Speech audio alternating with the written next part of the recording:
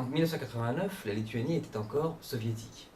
Quand les Lituaniens apprennent qu'ils sont au centre de l'Europe, ils s'accaparent cet argument pour en faire une arme supplémentaire dans leur combat vis-à-vis de Moscou. En leur disant, c'était quoi leur argument? C'était de dire, attendez, si on est au centre de l'Europe, on n'est donc pas à l'est de l'Europe. Or, en étant soviétique, en faisant partie de l'Empire soviétique, nous sommes à l'est. Il faut qu'on en sorte pour retrouver notre place qui est au cœur de l'Europe, au centre de l'Europe. Quand vous allez à l'Office du tourisme de Lituanie à Vilnius, vous avez des prospectus sur le centre de l'Europe qui stipulent, le plus sérieusement du monde, le centre de l'Europe se situe à Pornuskis.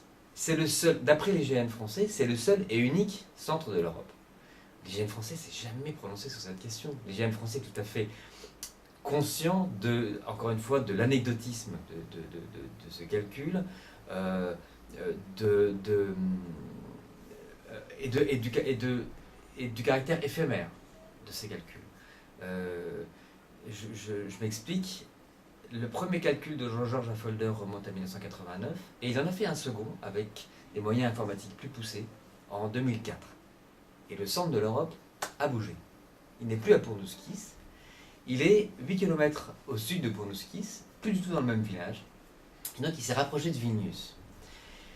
Alors, encore une fois, on peut penser que c'est anecdotique, mais ça ne l'est pas tellement pour les Lituaniens, parce que les Lituaniens se sont inquiétés de cette situation, et ils se sont tournés vers l'IGN en leur disant, attendez, on vient de construire des monuments, il y a 2 monuments qu'on a construits à Pornuskis, ça nous a coûté un peu cher, faut-il les déménager?